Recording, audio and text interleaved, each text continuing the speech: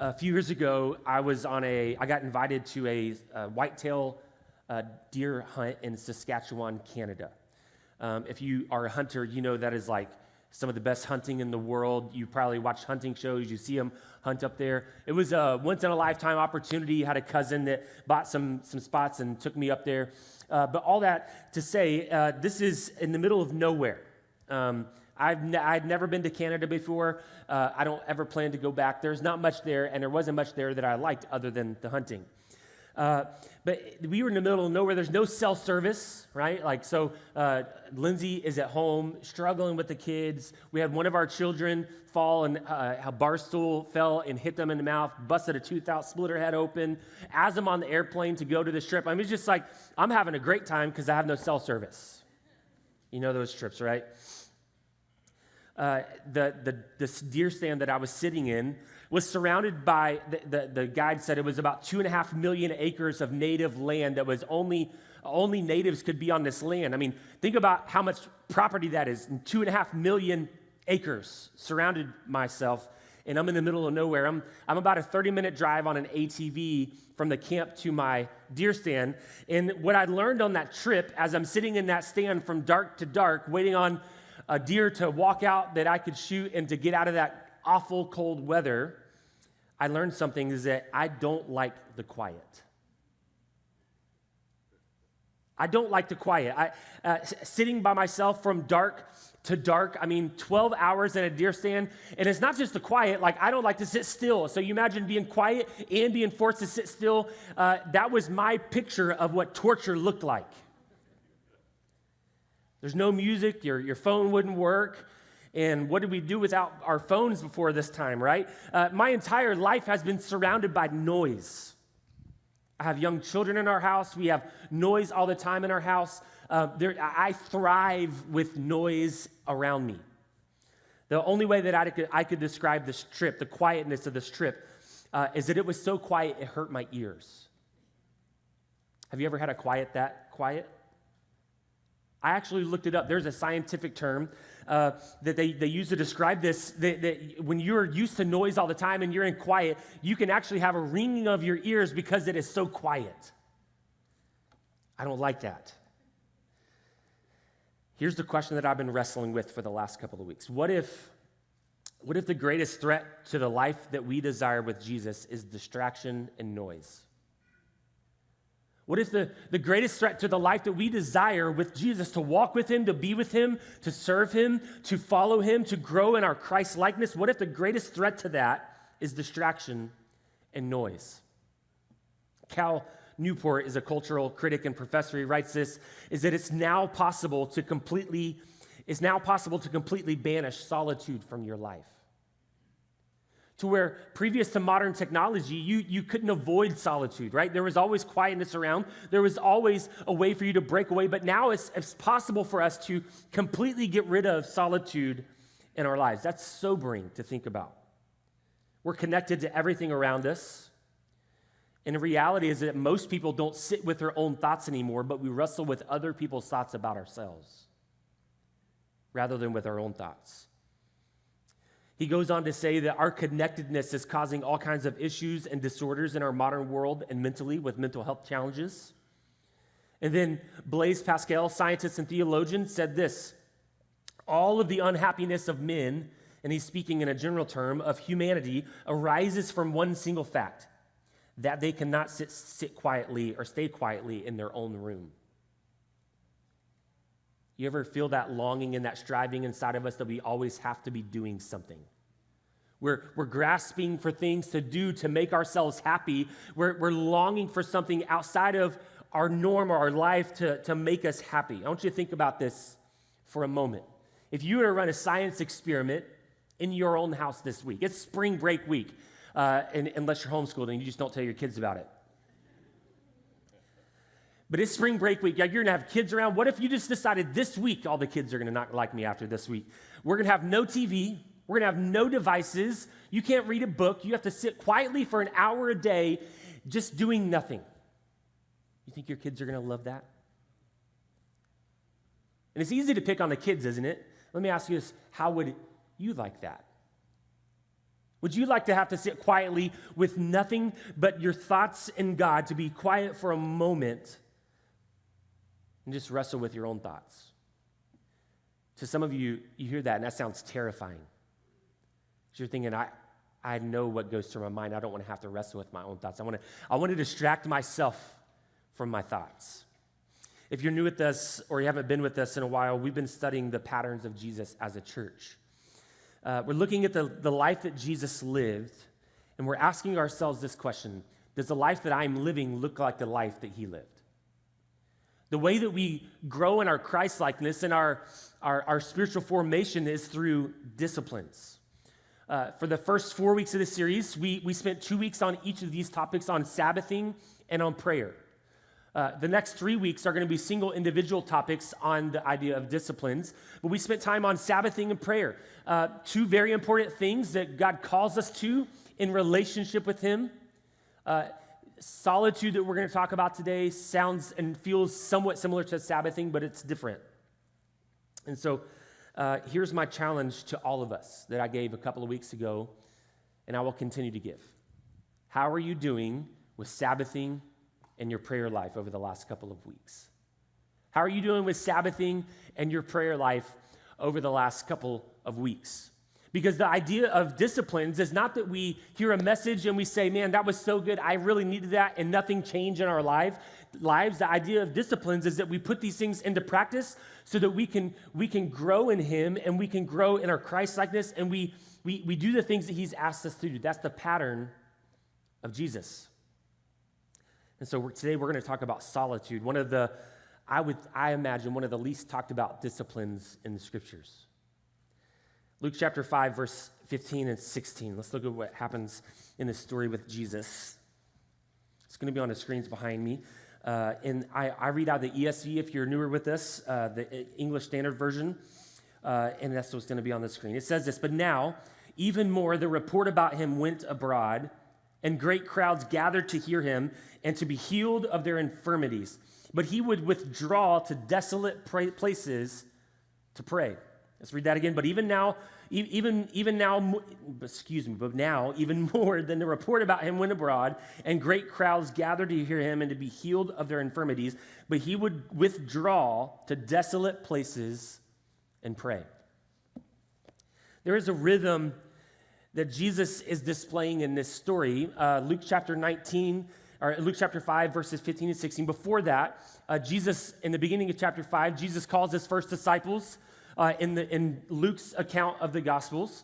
And then immediately after calling his disciples, he cleanses a leper. So he's doing this ministry. He's building this ministry. He's doing the ministry. Crowds start to gather, and they start to saying, hey, we need this and we need that. And the ministry is full bore going. Like it's off the ground running. And then he immediately goes away to solitude. This word that's translated as desolate places in the Greek is the word eremos, which it translates as the desert, deserted place, wilderness, or solitary place. Now, for us in our world, we live in the suburbs, but we are essentially in the greater Houston area. Like the reason I know that is if you have family that's not from here, and they ask, or friends that are not from here, and they ask, where do you live? What do you tell them? Houston, right? Because you don't have to explain where Magnolia is and what's this and it's that. I'm from Houston. That's just the reality. We live in the suburbs of Houston, and in Houston, there are 7.6 million people in our greater Houston area.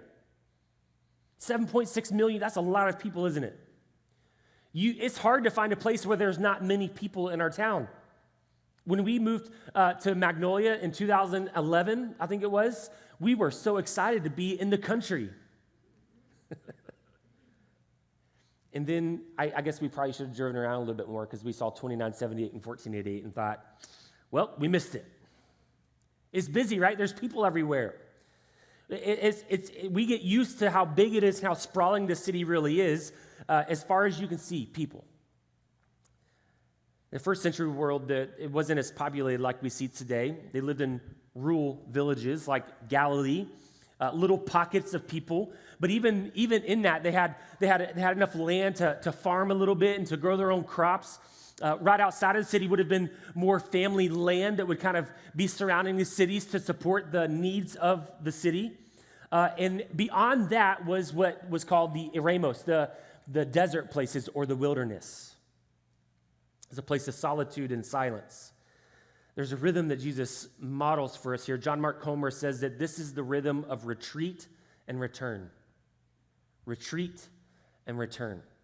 He retreats because of the demands of his ministry, the demands of his life and the people that he's leading and the things that are going on in his world. He retreats because of that, because he knows he needs a place of silence and solitude to be with the Father.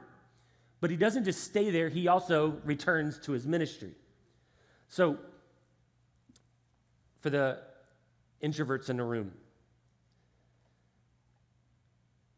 every time I say introverts, people are like, oh, not me. You get nervous inside. This does not mean that Jesus is calling you to a life of loneliness. This does not mean that Jesus is calling you that, like maybe your dream life, that you think, if I could just live a life in a cabin with nobody to talk to for the rest of my life, I would be thrilled. That's not the life that Jesus is calling you to. But rather, it's a rhythm of retreating, but he also calls us to return. Why does he call us to return? Because there's too much work to be done in the kingdom or for the kingdom for you to live a life of isolation away from the people that God has called you to reach. So it's not that we run away from the people, it's that we retreat so that we can be refreshed and renewed so that we can do more work in the kingdom for the kingdom. So as we dive into this discipline of solitude, and it's much like Sabbathing, there's always some internal pushback that we feel. I want to go through maybe some excuses or maybe some reasons that we might excuse silence and solitude. Maybe the first one is, so I talked about the introverts, maybe your reason that you don't like solitude is because you're an extrovert, so nobody's safe in the room. You're thinking, I'm an extrovert, I have to be around people, I have to talk, I have to have people talking around me, I love it, I get filled up with it, I just enjoy it. Like when the greeting time comes around on Sunday morning, it's like, you're like, this is the best. Maybe you use this excuse, I'm just too busy to have silence and solitude in my life. I've got too much going on. Or maybe here's a good one. I'm a parent of young children. I can't do solitude and silence. Or maybe you're like me. This is me. I just don't like silence. I don't enjoy silence. But here's the reality. We all need it. And we'll talk about this more here in just a little bit. Jesus, the Son of God, fully man, was more important than we are, more busy than we'll ever be, yet he made time to get away in solitude and silence. And I bet if Jesus felt like he needed it, there's a good chance that we need it as well. So before we move on, I think it's important for us to define clearly what solitude isn't, because you might be thinking, what is solitude? This feels a little new agey. What are you talking about, Derek? I don't know what's happening. So here's some clarifying points for us. Is that solitude is not loneliness. Solitude is not loneliness. We've probably all had a season where we felt lonely. Maybe you moved to a new city as a young person, your family moved your family to another city, and you lost all of your current friends. This is before cell phones, right? You couldn't just pick up the phone. You couldn't keep up with them on Facebook. You moved to a new city, and it's like, I've lost all my friends. I don't know what to do. I'm lonely. That happened. In my 8th grade year, it was a year of transition for my family and my dad. He stepped out of the ministry into another job. We moved to 3 different schools in one school year. It marked me. Sure, you have the people that kind of come around you. They're like, hey, you can sit at our table. It's the cool table, I promise. But the reality is you don't have friends. You probably have those moments where you felt lonely. Richard Foster, in his classic book, Celebration of Discipline, it says that loneliness is inner emptiness, but solitude is inner fulfillment. That's the difference. If loneliness is a feeling of absence, then solitude is a feeling of presence. It's the presence of our Creator. To sit in quietness and stillness in the presence of our Creator. That's powerful. Number two is that solitude is not isolation. Solitude is not simply just being away from everything and everyone, although that sounds nice sometimes. Although it feels like that, like your dream vacation may be to like go and turn off your phone and not talk to anybody. That's isolation. That's not what solitude is. Pastor Wayne Cordeiro, the Hawaiian pastor, says this: solitude is a chosen separation for refining your soul. Isolation is what you crave when you neglect the first.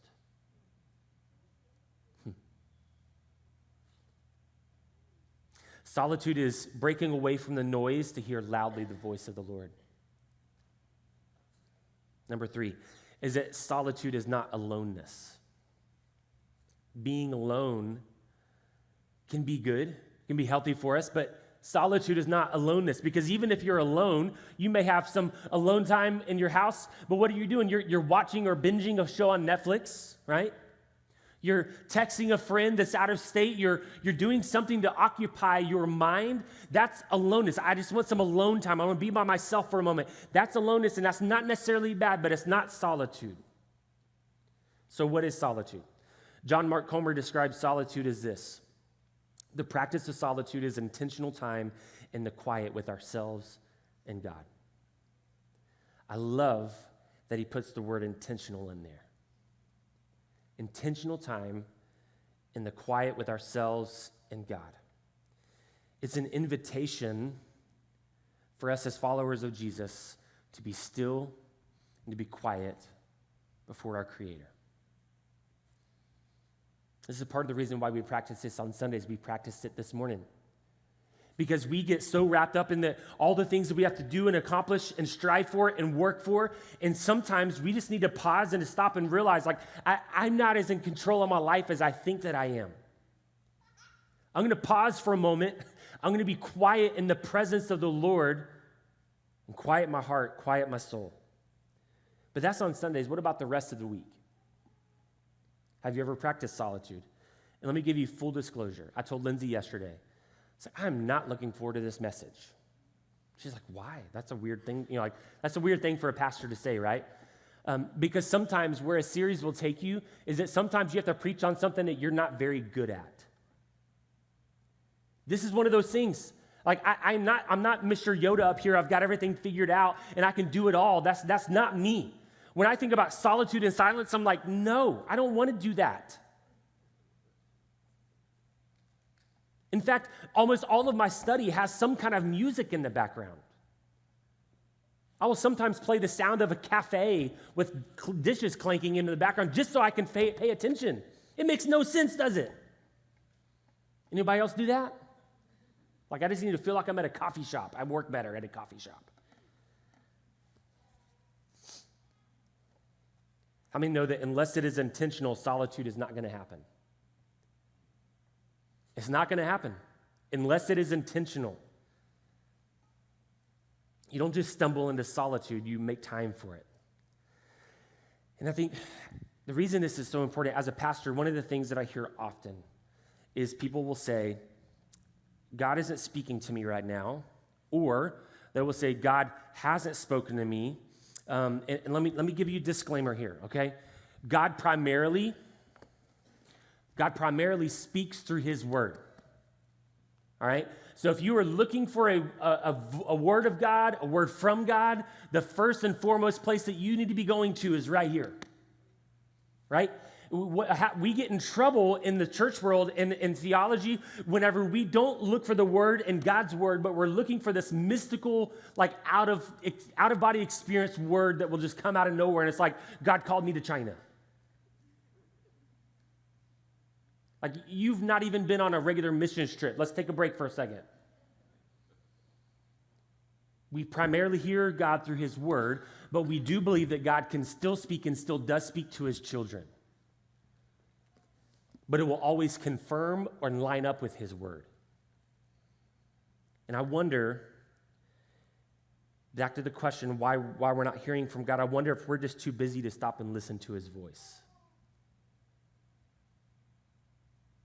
If you sense that the Lord isn't speaking to you, maybe the question we need to be asking ourselves is, am I rushing through life so much that I'm not allowing God to speak into my life? Do we actually slow down enough to listen for his voice? And so here's a couple of points on solitude. As the number one is that solitude starts with stillness. Solitude starts with stillness. I don't like stillness. You can probably tell by my preaching, right? I'm all over the place. I worked at a larger church for quite a while, and they have a camera that follows you and people that follow you, and they would always tell me after this, could you not move so much? Because the camera's going like this, and I'm moving all over the place. I don't like to sit still. I'm always I'm bouncing my leg. You know, there's a book titled Unanxious Presence. I have an anxious presence when I'm around. I'm always doing something. You know, I gotta move. I'm biting my nails. I'm doing something to move around. Lindsay often tells me could you just sit still for a moment? Not in that tone, right? She's way nicer than that. Just want to clarify, Lindsay, so we don't have that conversation later.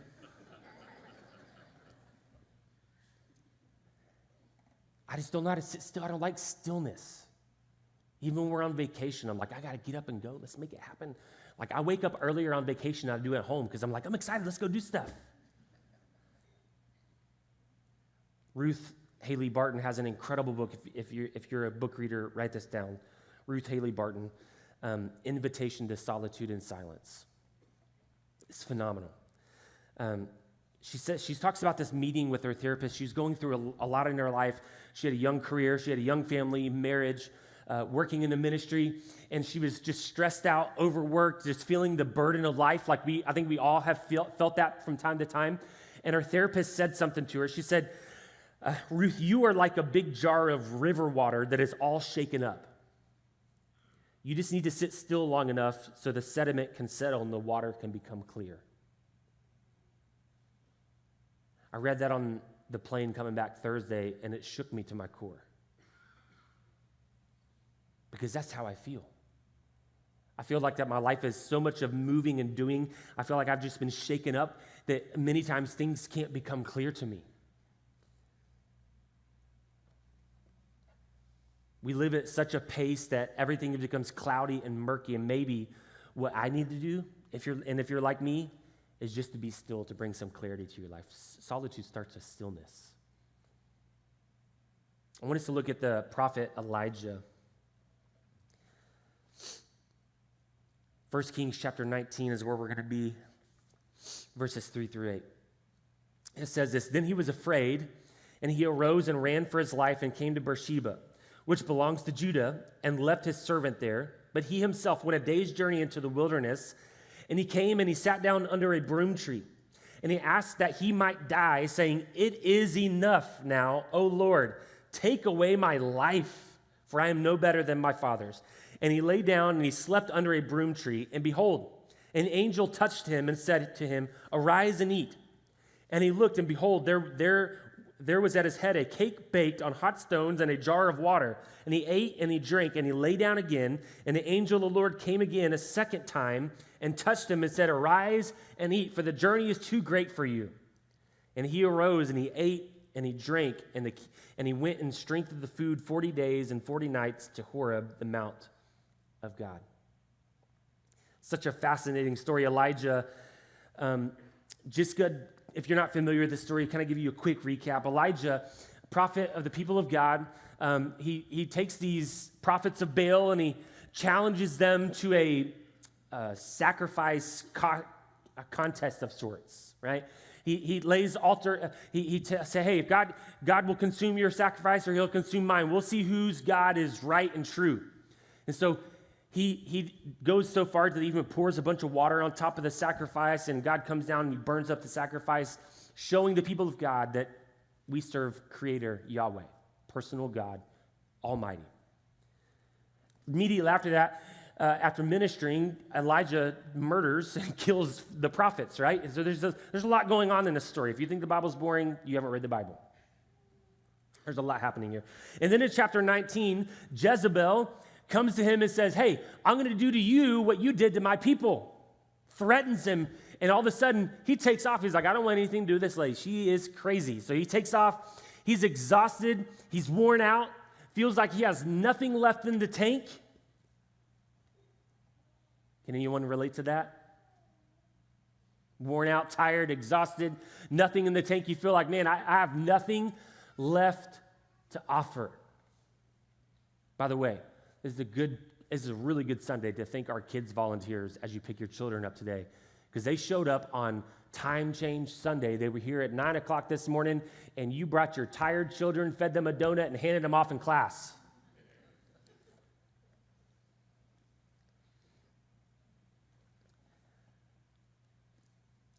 And to be honest, I think we've all probably felt like Elijah. There's been Sundays that I've showed up here, and I felt like Elijah on a Sunday morning, getting up on the stage, and I'm like, I have nothing. I have nothing. I feel like I've poured myself out this week. I'm tired. I'm exhausted. I've been running hard. I've been doing all the things. You've probably felt like that too. He feels so tired that he wishes that he would just die, that God would just take him. There's a few things I think that are fascinating and important in this story. Is that first, when he comes to the end of himself, he sits under the tree and he falls asleep. And what does God do? God allows him to rest. Rest in our day and time is seen as laziness. Now, there's a balance, right? So maybe I should break it up generationally. If you're millennial and lower, work harder. If you're older than millennial, I should study this. I don't even know what y'all's generation is called. You should probably rest, right? Baby boomers, Gen whatevers, all of you. There's a new name every time I look up, right? They're like, they don't know what to call me. I am a geriatric millennial. Did you know that? That's what they call me. I'm 37 and I'm geriatric. The reason is because I'm on the other, kind of the first wave of it. So when everybody talks about millennials, I'm like, I don't think that's me, but I'm a millennial. This is my ADD kicking, and I just want you to know, I'm sorry. Rest in our day is seen as laziness. That you don't want to work hard. You're lazy. But I just want to encourage you. I want to give you some freedom here. Rest is biblical. In fact, if you don't know my family, we go home and we nap so hard on Sundays. Because we pour ourselves out on Sunday morning and we want to be refreshed. We want to rest. It's okay to rest. And for some of you in the room, you're like, nope, I ain't gonna do it. I got too much to do. Wayne Mueller says this: because we do not rest, we lose our way.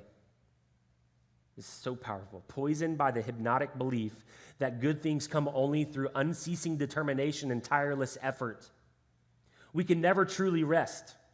And for want of rest of our lives, we are in danger. The condition that many of us find ourselves in is utter exhaustion. We feel like we have nothing to offer. We feel like Elijah underneath the tree. But notice what God does next. He not only allows him to rest, but while he's sleeping, God prepares a meal for him. And he says, here's some bread that I just cooked over some hot stones, and here's a jar of water for you to fill yourself up. He allows him to sleep, and then he feeds him, bringing nourishment to the whole self. It's a fascinating concept, isn't it? When we take time and we stop to be still in the presence of God, it's not just stopping from moving, but we're allowing ourselves to be refreshed by God. Listen, here's what we know to be true. Life is really challenging. It's very unpredictable. Your job is going to change. Your responsibilities are going to change. All the things that you think are sure things at some point in your life are going to change. It's hard. We know that. We've experienced that. You're going to be tired. So what do? What we think is going to make the problem better is that we're just going to take more vacations, and that I'll solve the problem. Vacations are great. Vacations are not going to refresh you. Especially for those that have young children in the room. You know that, right? Like, your kids don't sleep on vacation. They don't rest well. Like, the things like, we're not going to come back like all refreshed. It's not vacations, it's solitude. It's allowing God to refresh us rather than us trying to take it into our own hands. Psalm 46, chapter 10. It says, "Be still and know that I am God. I will be exalted among the nations. I will be exalted in the earth. Be still and know that I am God." We love this verse, don't we? You probably have it on a plaque somewhere in your house or your workplace, and you're like, this is one of those verses that we love to hold on to. But I think if we really know the meaning of it, we're not going to like it as much. This phrase, "be still," in the Hebrew literally means to let go of. It doesn't mean stop your body. It doesn't mean like, I'm just going to sit here and just be still and do nothing. It's actually to let go. I'm going to calm myself, and I'm going to let my hands go of the things that I'm trying to control in my life, because I know that God's going to take care of them. I'm going to let go of control.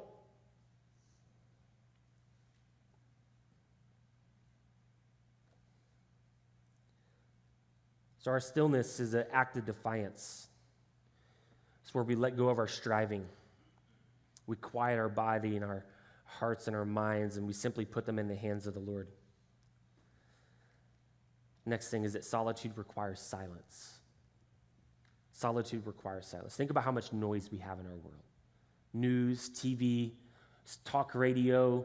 You got something in your ear with your AirPods going. You got all the things, right? Something is always grabbing our attention with noise. And then we take all that noise and we walk right into our quiet time with the Lord, and we just keep the noise going, don't we? Eugene Peterson says it this way, is that talk and prayer is essential, but it is also partial. Silence is also essential. Silent prayer, listening prayer. We take and bring our requests to the Lord. It's an essential part of that. He wants to hear our requests, but what would it look like for us to pause in silence and not ask the Lord for anything, and not to bring a list of demands and just say, God, I just want to be with you. I want friendship. I want companionship with you, Lord. Without request. It's not just, the silence is not just turning off music or the TV, but it's also us being silent as well. I want you to think about the friends that you have that you know really well. Terry, you can come. Think about the friends that you know really, really well in your life. The thing that I like about really close friends is you don't feel like you have to entertain them. You know you have a good friend when you can be quiet around that friend. You know that friend? That you don't have to like entertain them. You can just hang out. We can just be around each other. I love those kinds of friends, right? Because much of our lives is about posturing and striving and entertaining. And when you get a really close friend, it's like, I don't have to do any of that. We can just be with each other. The silence is not awkward anymore. It's because you know them. It should be the same with the Lord. We can just be with him. We don't have to come and try to clean ourselves up and to make our words sound a certain way. We can just come and we can be in the presence of God because we know him and we have an intimate relationship with him. Psalm chapter 62:1 says this, "For God alone my soul waits in silence. From him comes my salvation. For God alone my soul waits in silence." This is Psalmist David writing here. I wonder if the reason that we always come to God with a mouth full of words is that we don't really trust that he's going to come through for us in the end. Do we come to God with a list of demands and words is because we feel like that we've got a better handle on our lives than he does? And so we sometimes feel like we have to go to God and we have to try to convince him, no, God, this is what my life is supposed to look like. Rather than, God, I'm a blip on the radar of the grand scheme of history. You exist outside of my realm of time and eternity. Everything has been in control under your hand and in your hands from beginning, and it will be to the end. And I trust that you're doing the same for my life. I wait for God alone in silence. Notice that There's no hurry here. There's no demand. I'm just going to sit in silence. I'm going to wait. And so I'm going to give you some tips for solitude this morning. The first thing is this. It's not going to be on the screen, but the first thing is this. Find your eremos. Find your solitude place, your desert place, your place that you go to. Now, so I know immediately some of you are thinking, well, maybe I need to go to like the state forest on 1488, or I need to, maybe that's it. But your solitary place, your solitude place could be right there in your house. You might have a prayer closet in your house, and you think like, that's going to be my place, and I'm just going to take, let me kind of give some clarity here. I'm not saying this is another thing that you add on at a different time of the day. I'm saying that when you go and you spend time with the Lord, spend some time in silence with him. We're not asking you to do something that you're not already doing, hopefully. I hope that you're spending time with him. But find your quiet place.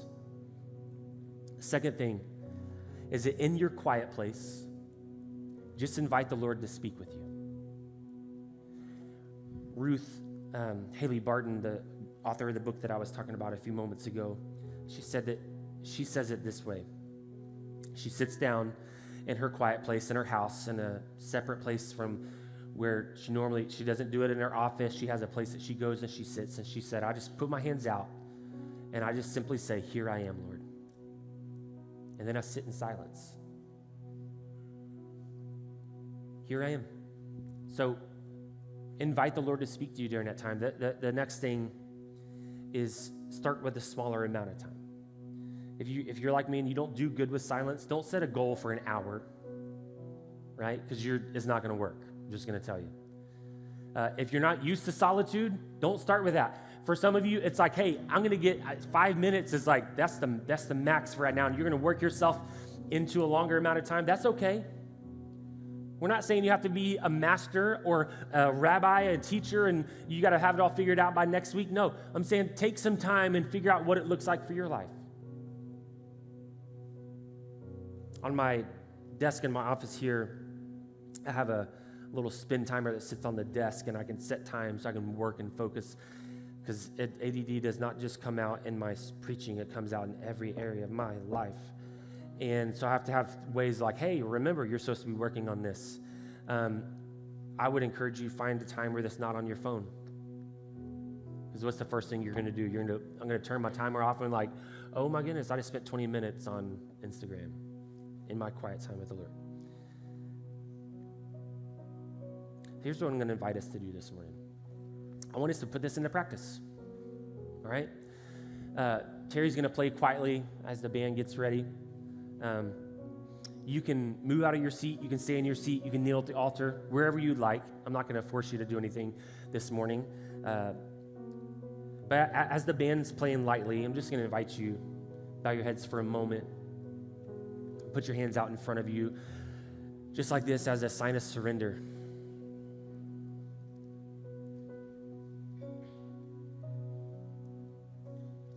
And I'm just going to invite you to